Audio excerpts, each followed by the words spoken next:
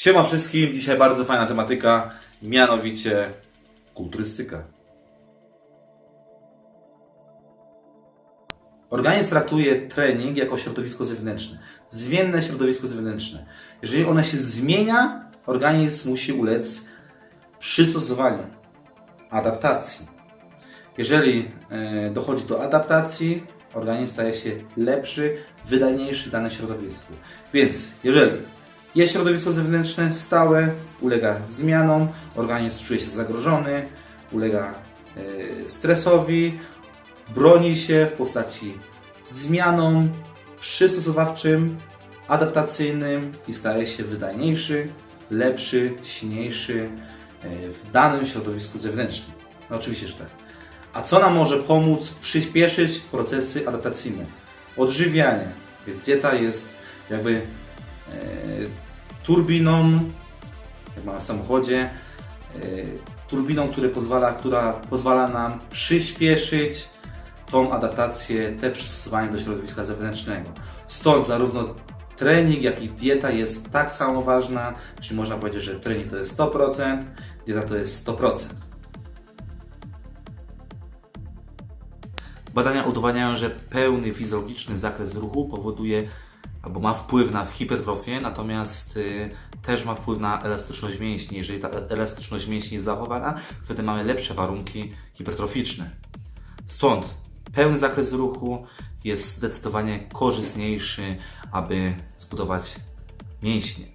Natomiast jeśli chodzi o lokalne ćwiczenia, czy tam bardziej izolowane ćwiczenia, tutaj mamy troszeczkę inaczej, czyli wraz na przykład zmniejszające się ramienie siły, napięcie mięśniowe spada, więc mamy gorsze warunki hipertroficzne, ponieważ mięsień pracuje w taki sposób, iż ma ciężko w pewnym momencie, nagle te napięcie spada do minimum.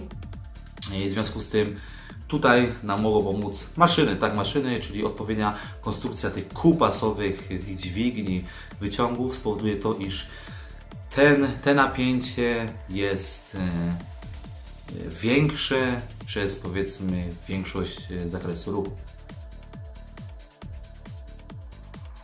Bardzo ważną kwestią jest zachowanie ćwiczeń funkcjonalnych w naszym treningu kulturystycznym. Dlaczego? Ponieważ pozwala nam zbudować ciało proporcjonalne. A jak wiecie, jest to bardzo ważna rzecz, jeśli chodzi o to, czy nasz kulturysta jest lepszy, czy gorszy od drugiego. Natomiast jak wiecie, w świecie kulturystycznym jest troszeczkę inaczej. Czym zawodnik jest starszy, tym niestety coraz gorzej wygląda. Ma coraz większy brzuch i coraz węższe barki, jeśli chodzi o wizualną ocenę całej sylwetki z zewnątrz.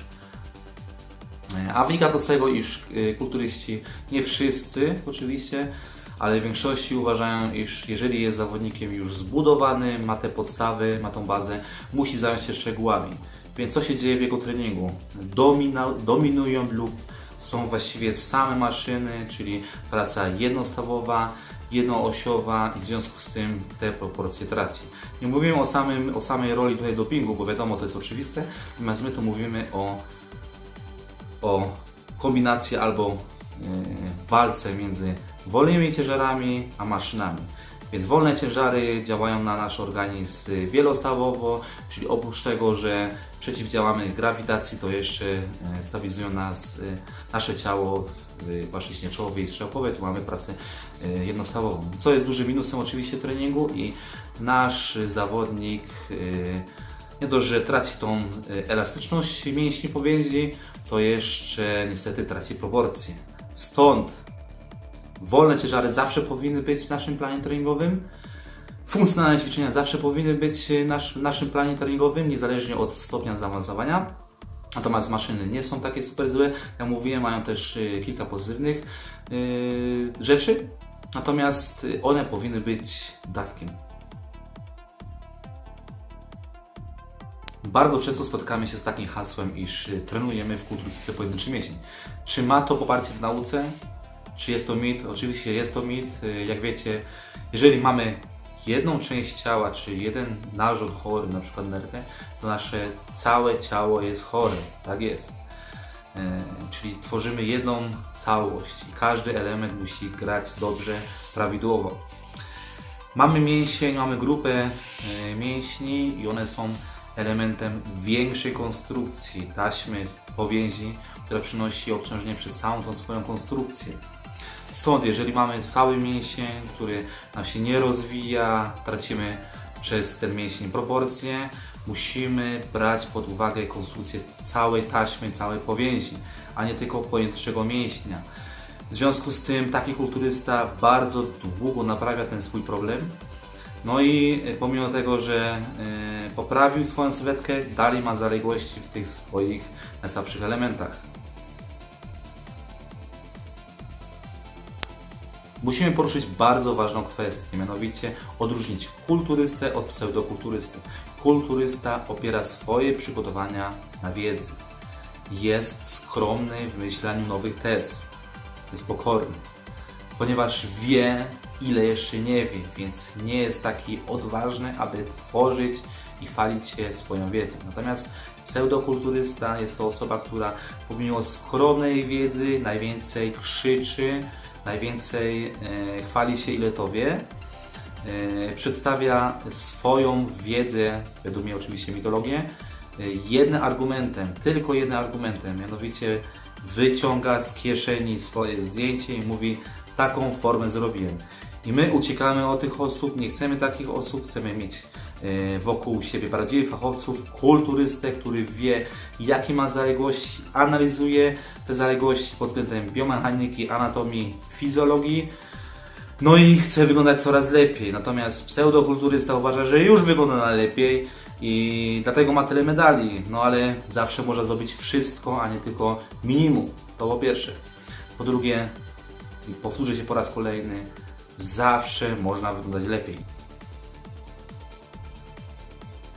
Oczywiście według prawa międzynarodowego sportu kulturystyka jest sportem, jest dyscypliną sportową, nawet jest jednym z licznych kandydatów do sportów olimpijskich i widzimy regularnie w World Games. Natomiast moje prywatne zdanie jest takie, iż sport kończy się w kulturystyce w momencie, gdy kulturysta wychodzi z siłowni. Tak. Natomiast na scenie bardziej mamy wybory Miss, Mister niż jakiś tam sport. Dlaczego? Po pierwsze nie mamy obiektywnej oceny, ale też mamy bardzo mocno naciąganą ocenę subiektywną, ponieważ jest sędzia, przed nim stoi 20 zawodników, co kilka sekund zmieniają pozycję, nie jest w stanie ocenić tak tylu zawodników naraz w szczegółach. Natomiast każdy kulturysta dba o te szczegóły. Natomiast mamy takie sporty jak łyżwiarstwo, gimnastyka, czy nawet skoki narciarskie, czyli pół na pół, tak zwany sport pół na pół, gdzie mamy ocenę obiektywną odległości, natomiast subiektywną, moim zdaniem obiektywną, ocenę trudności technicznej. To są sporty, w których ocenia się trudność techniczną. Ocenia się obiektywnie trudność techniczną. Czyli jeżeli wyląduje telemarkiem, ma wyższą cenę od osoby, która wyląduje w taki sposób. Tak samo, jeżeli ktoś zrobi 2 salta, ma lepszą cenę od osoby, która zrobi 1 salto. Jest to łatwe, mierzalne i są jakieś granice od do. Natomiast w kulturystyce jest tutaj dość mocno naciągane te wyniki, no i jest zawsze wiele pretensji. No ale jest to sport i jest to rodzynek spośród wszystkich dyscyplin sportowych w sensie prawnym. Moim prywatnym zdaniem jest tak, że nie ma to nic wspólnego z sportem. To wszystko na dziś. Napiszę w komentarzach, jakie tematy jeszcze ma poruszyć w części drugiej. Napiszcie też swoje zdanie na temat kulturystyki, czy według Was kulturystyka jest sportem. 2 i 3 czerwca w Trójmieście odbędzie się kurs trójboju siłowego, level 1, praktyka, przysiady, martwe ciągi, wyciskanie leżąc. Natomiast druga część, teoria dla osób początkujących i średnio zaawansowanych. No, dla zaawansowanych nie, ponieważ to są podstawowe rzeczy. No ale od czegoś musicie zacząć, więc wkrótce informacja na ten temat na moim fanpage'u. Też tutaj sugeruję zalajkowanie. Ocencie też ten film, czy Wam się podobał, czy Wam się nie podobał. No i subujcie mój kanał. Na razie!